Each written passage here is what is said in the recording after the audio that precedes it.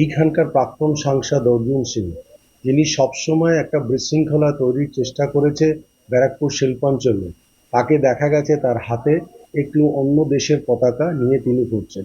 তিনি কি মনে করতে চাইছেন এই পতাকাটা দেখে? এটা মানে হলো আজকে তিনি ইসরায়েলের পতাকা দেখাচ্ছেন, কালকে অন্য দেশের পতাকা দেখাবেন।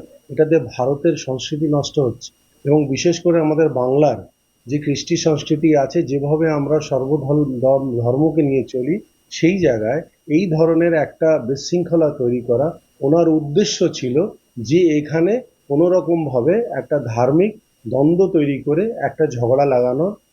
ওনার একটা অনেকদিন আগের থেকেই এই মনসুবা ছিল, কিন্তু এবার মনে হচ্ছিল তিনি প্রকাশ্যে এসে গেলেন যে হাতে ইসরায়েলি ঝান্ডা নিয়ে তিনি ঘুরছেন।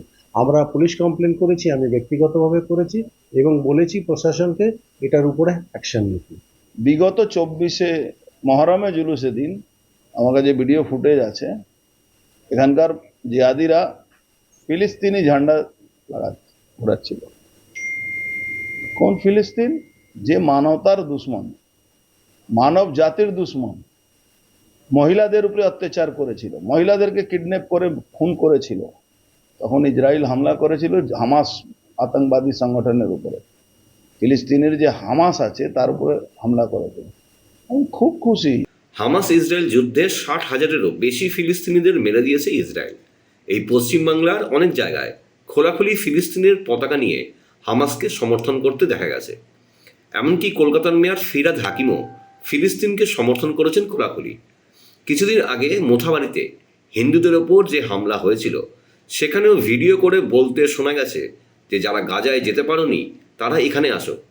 এই হামাস একটা জঙ্গি গোষ্ঠী, যারা মেয়ে বাচ্চা এদেরকে সামনে রেখে নিজেদের বীরত্ব দেখায়। হাসপাতালে আশ্রয় নেয় প্রাণ বাঁচানোর জন্য, কারণ সেখানে হামলা হবে না, এত প্রাণের ভয়। এই বাচ্চা আর মেয়েদের পেছনে লুকিয়ে যুদ্ধ করা কাপুরুষরা মুখে শুধু বড় কথা, কাজে না। যুদ্ধ করার যখন এতই শখ, তাহলে সোজাসুজি যুদ্ধ করে ইসরায়েলের সাথে, কিন্তু সেটা করার ক্ষমতা এদের নেই। হামাস তো ছেড়ে দিলাম, 56টা মুসলিম কান্ট্রির এত ক্ষমতা হচ্ছে না। কিছুদিন আগে এরা অনেক খুশি মানাচ্ছিল, এখন পালানোর জায়গা নেই।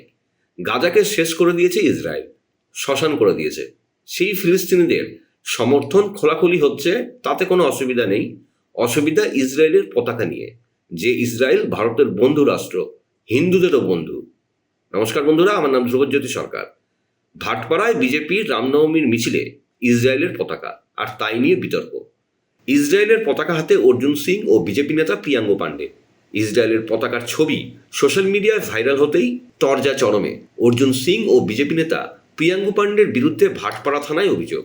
ভাটপাড়া থানায় অভিযোগ দায়ের করলেন তৃণমূল বিধায়ক সোমনাথ শ্যাম। ইসরায়েল ভারতের বন্ধু রাষ্ট্র, হিন্দুদেরও বন্ধু, মন্তব্য অর্জুন সিং এর। ভারতের অনেক বন্ধু দেশ আছে, সেই দেশের নয় কেন? আর উনি কে? উনি প্রাক্তন সাংসদ, উনি এখন কেউ নয়, উনি একটা সাধারণ ব্যক্তি। সেই ব্যক্তি হঠাৎ করে যে কোনো দেশের পতাকা নিয়ে যদি একটা ধর্মীয় মিছিলে উনি হাঁটেন, তার মানে ওনার মতলবটা কি? ওনার মতলব হচ্ছে এখানে একটা প্রসঙ্গের কিছু একটা তৈরি করা। এটার বিরুদ্ধে আমরা থানায় কমপ্লেন করেছি, এবং ব্যক্তিগতভাবে আমি লিখিত কমপ্লেন জানিয়েছি ভাটপাড়া পুলিশ স্টেশনে। আর এটার উপরে অ্যাকশন নেওয়ার জন্য পুলিশ স্টেশনের কাছে আমি অনুরোধ জানিয়েছি। পতাকা, অন্য দেশের পতাকা, যদি ইসরায়েলের সাথে ভারতের সম্পর্ক যদি ভালো থাকে, সেই পতাকা নিতে আপত্তি? আমি আপনাকে জানাই যে কারোর সাথে আমার সম্পর্ক ভালো থাকতেই পারে, বিবাদও থাকতে পারে, তো সেটা কোনো আমার রামনবমীর মিছিলে কেন? সেটা উনি তার বাড়ির উপরে লাগিয়ে সেটাকে প্রতীক জানান, উনি অন্য কোথাও লাগিয়ে জানান। উনি হঠাৎ করে রামনবমীর শোভাযাত্রা, যেটা নিয়ে উনি বিতর্কীয় কথা এবং অনেক রকম অর্জুন সিং কথা বলছেন, তো সেটা তো অর্জুন সিং হঠাৎ করে কাকিনাড়ার বুকে হাতে ইসরায়েলি ঝান্ডা কেন তুলে নিলেন? তার মানে এটা একটা মানুষের মধ্যে একটা বিভ্রান্তি করার চেষ্টা করছে যে রামনবমী ধার্মিক আমাদের একটা র্যালি বেরিয়েছে, সেই র্যালিতে হঠাৎ যেখানে রাম সেজে লোকে আছে, যেখানে ভগবান সেজে লোকে শোভাযাত্রায় বেরিয়েছে, সেখানে একটা অন্য দেশের ঝান্ডা হলে একটা বিশৃঙ্খলা তৈরি হওয়ার সৃষ্টি হতে পারত। আর এটা ইচ্ছাকৃতভাবে অর্জুন করেছে। কেন? অর্জুন চাইছে যে ব্যারাকপুর শিল্পাঞ্চলে একটা ধর্মীয় কোনো রকম ভাবে বিশৃঙ্খলা তৈরি হোক। আমি হিন্দুদের যারা সনাতনীদেরকে সমর্থন করে আজকে ভারতবর্ষের ডিফেন্স সেক্টরে সব থেকে যদি মজবুত করার যদি কোনো দেশ আমাদের পাশে আছে, সে হিন্দুস্তানের ইন্ডিয়ার ভারতের সব থেকে বড় বন্ধু দেশ হলো ইসরায়েল। ইসরায়েলের ঝান্ডা নেব না তো কার ঝান্ডা নেব? পাকিস্তানের ঝান্ডা নেব? ভারতবর্ষ ঝান্ডা উপরে, তার নিচে ইসরায়েলের ঝান্ডা। দেখুন আমি যা করেছি খুব চিন্তা ভাবনা করে করেছি। আমি টিপ পরলে আমি কমিউনাল হয়ে গেলাম, আর টুপি পরলে সে সেকুলার হয়ে গেল। এটা কি?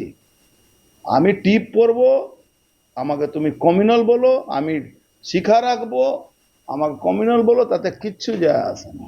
ভারতবর্ষে আইনে পাকিস্তান জিতলে যারা পতাকা ঝোলায় আর বাজি ফাটায়, তার কাছে আমাকে কৈফিয়ত দিতে হবে? আর এ তো জিহাদির পার্টি। মমতা ব্যানার্জির দলটাই তো জিহাদিদের দল। এ দলে আর হিন্দু কোথায়? এ দলে তো শুধু মুসলমানের তুষ্টিকরণ। সে এফআইআর হতেই পারে, তার থেকে কিছু যায় আসে না। তৃণমূল কংগ্রেসের সরকারে ভারতীয় জনতা পার্টি লিডারদের উপরে, কার্যকর্তাদের উপরে এফআইআর হবে না, এটা তো ঠিক না, হওয়ার দরকারও আছে, হোক। কিন্তু আমি জিজ্ঞাসা করতে চাইছি, যে লোকটা কমপ্লেন করেছে জগদ্দল বিধায়ক সোমনাথ শাহ, আমি চিনি তার থেকে, কি যখন মোহররমের দিনে কাকিনাড়া বাজারে গান্ধীজি স্ট্যাচুর সামনে সেই শান্তিপ্রিয়রা যখন ফিলিস্তিন ঝান্ডা নিয়ে নাচ করছিল, সেই সময় উনি কোথায় ছিলেন?